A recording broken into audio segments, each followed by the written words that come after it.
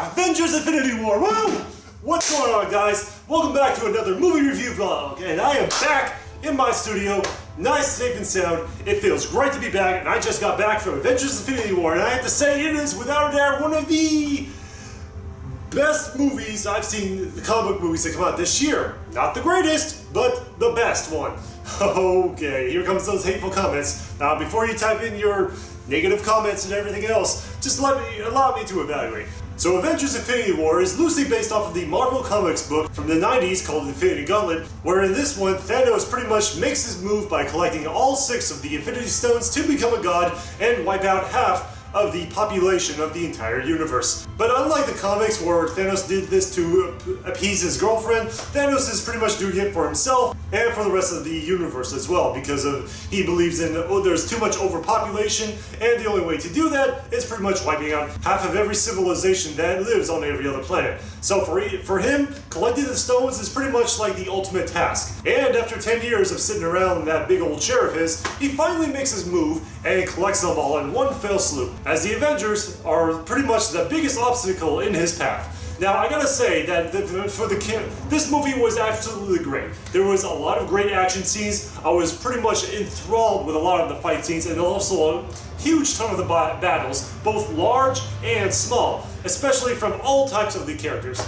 I also did enjoy Thanos' character, played by Josh Brolin, who gives us more of an intrigue as to why he's doing this for a reason, believing that he is doing this for the betterment of the entire universe, so people won't overpopulate themselves. Which you kind of have to understand the guy in a little bit of a way, but at the same time, genocide is not exactly the best answer to everything, if you ask me. And a lot of the characters in this movie interact with each other pretty well. It is a fun way to see these characters, whether they're the Guardians of the Galaxy or the Avengers, intermingling with each other and showing themselves how they can interact and have a common goal to stop this evil villain Thanos, while having a few jokes and comedies along the way as well as with some great team-ups and some power combinations to go with it. And I will have to say that it was great.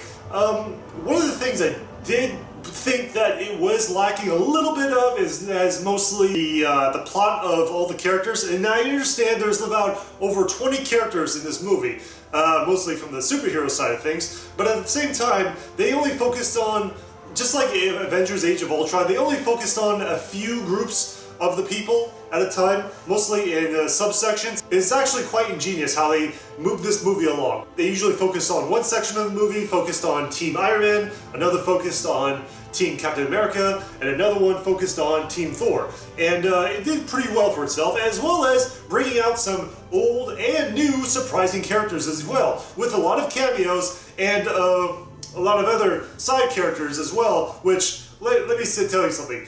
They do clean house in this movie, and I mean clean house. I mean, a lot of people get, offed. And I'm not saying who, because that'd be spoiling it too much, but you actually feel for a lot of these characters, because you've been through them for a very long time if you watch these movies long enough, like I have. And it's a little sad to see them go, but at the same time you kind of understand, because Marvel Studios can't really afford all of these actors, again, if they have to. Now, as for the third act, it was pretty good up until the ending of it, and I do have to say, and I blame the internet for this, because I kind of saw this coming from a mile away because of the fact that they have another Avengers movie coming out next year, and a few other things as well, and a few other characters that were previously in this movie probably won't be in the next one, unless if it's for a short 5-minute appearance or something like that. But overall, I did enjoy it. It was really great. It's almost the best superhero team movie of all time, but at the same time, there was a few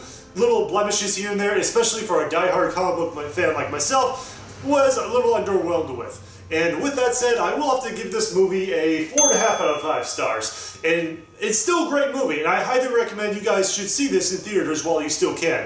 And if you guys disagree with my voting, or maybe it's if you think it's absolutely perfect or absolutely terrible, feel free to let me know in the comment section below, and feel free to like, subscribe, share my videos, and all that other fun junk. I will be covering the other Avengers movies as well. I just wanted to get this one out first. And I will also reorganize my IMDb page with all of the 3 Avengers movies on my official best to worst comic book movies of all time.